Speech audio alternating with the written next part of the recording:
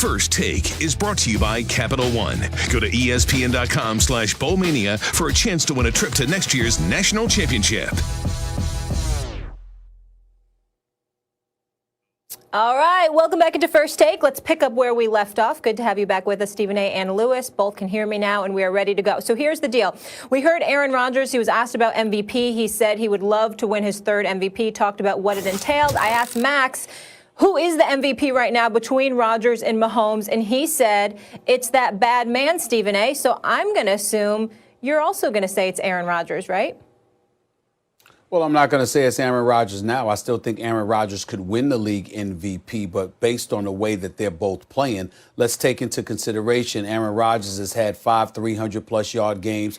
Patrick Mahomes has had 9, including 2 400-yard games, and one of them was for 462 yards passing, completing 75% of his passes against the Tampa Bay Buccaneers. The same Tampa Bay Buccaneers team that blitzed Aaron Rodgers in the Green Bay Packers. If you recall, not only did Green Bay get annihilated 38-10 that game, but Aaron Rodgers completed about 47% of his passes.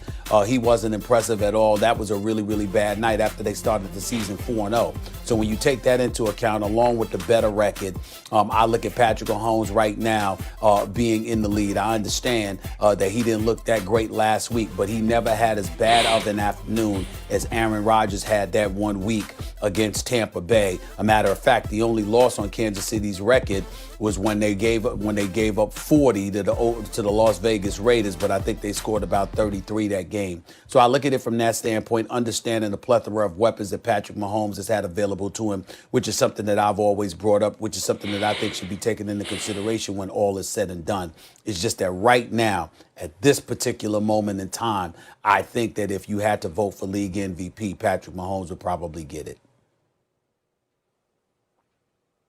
Yeah, I can't disagree. Look, I think we know my history as far as how I feel about Patrick Mahomes, and I think one of the things that he doesn't get enough credit for when you're talking about upper echelon quarterbacks is really how much he is in control of this offense now, and you're from a pre-snap standpoint. And I think because of the lack of crowd noise and because of the lack of fans being in stadiums, you're able to hear that, and they pick that up on the audio a lot more now with him in particular. And you see, as he alluded to this past offseason, I didn't even know defenses the way I do now. I'm really just scratching the surface of what's going on as far as my maturation process. And you're seeing now that, coupled with the fact that he is an MVP caliber talent from a pure physical perspective, pre-snap is starting to approach. I'm not saying he's at the level of guys like Aaron Rodgers and Phillip Rivers and Peyton Manning, Tom Brady, but he's starting to approach that type of mastery of the position, which I think, coupled with his natural athletic ability and the weapons he has around him, makes him an absolute, like every year, the favorite to be the MVP for the foreseeable future, despite the fact that his numbers may not be blowing away everyone else's. And that's not to take away anything from Aaron Rodgers, who you could tell early on this season, despite him saying, hey, look, I am going to help Jordan Love out as much as I can, relative to what I need to do myself here to get us to play winning football. But make no mistake about it, this is a guy who is on a mission. He is a guy who has a lot to prove. He hears all the talk about could he be turning down. You saw him reference that in that Pat McAfee interview.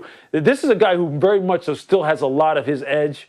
And depending upon how he finishes up this season, I would not be surprised to see him make a strong run for MVP. But Patrick is just on I think I've run out of superlatives really to talk about his play at such a young age, and it's still at the infant levels as far as his career is concerned. But this young man is just different, man. He just is, and it's not hype. You're seeing him prove it week after week. And Stephen A., some of those numbers you pointed out as far as the number of 400-yard games and how consistently he is just putting up number after number after number with, I don't care what weapons he has. We're in for a treat for a long time because Andy Reid is not going anywhere in the foreseeable future. Brett Veach, the general manager, is not going anywhere in the foreseeable future down there. This team is loaded, and they're going to be around for a long time. He's going to win a whole bunch of MVPs in Kansas City.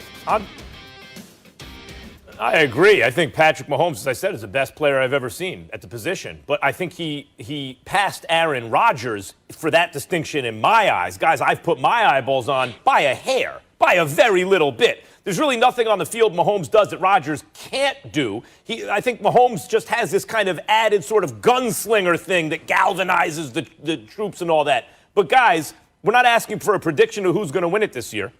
We're not talking about who's the best we've ever seen. We're talking about right now. And it is very tough to make the argument for anyone other than Rodgers when, given his weapons versus Mahomes' weapons, Rodgers has the higher QBR, the higher completion percentage, more touchdowns, and fewer interceptions. Very, very tough to make that argument. If they switch teams, do you think the Chiefs would be any worse? No, you shouldn't be making the argument. You shouldn't be making the argument. Molly, see, this is when I get upset at you, Molly, because this man, why? How many years has this man, how many months, I shouldn't say years, how many months has Max Kellerman been sitting here when we make the argument about the embarrassment of weapons that Patrick Mahomes has compared to most everybody else? How many days, how many weeks, how many shows has Max sat up there and shot us down? That's fair. Because of the very reasons. Because of the very reasons he's now trying to give the MVP. Hold on. Let me say something here. Max. Molly. Wait, hold on. Max, you love Patrick Mahomes more than you. And you say Patrick Mahomes should always win MVP. Stephen A's right. But Stephen A., you flipped too. Okay, I'm disappointed in you. What happened to that bad man? This is what I'm saying, You just jumped off the bandwagon. So both of you. This is what I'm saying. Disappointed in both of you. Molly, this is what I'm saying. Stephen A. is getting on me he said that everyone else is pointing out the weapons.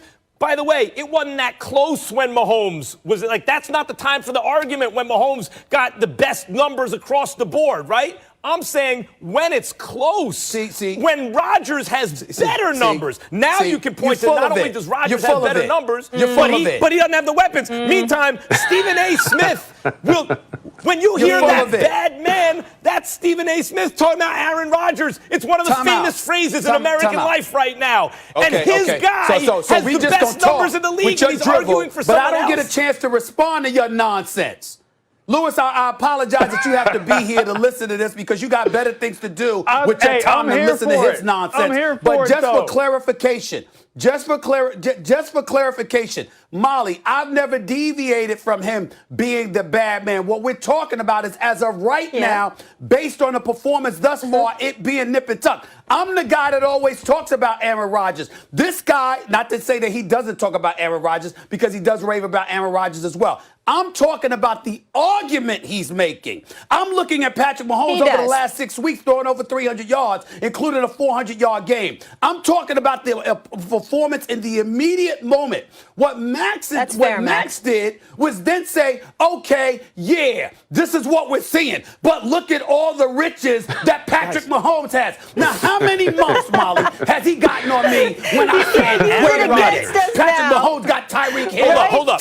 Travis Me Kelce, flipping and all of these boys. You saying you sat up there and said that is not you close. Question whether Tyreek Hill was the best receiver in football. Mr. Aaron you talked about Travis Kelce not being the best tight end in football. That was you.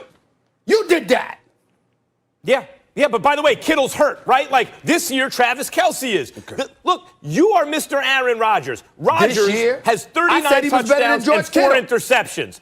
Has a higher completion percentage, and Patrick Mahomes is coming off a 3-interception game. So right now, at this moment, this is the time for you to come out and support your guy.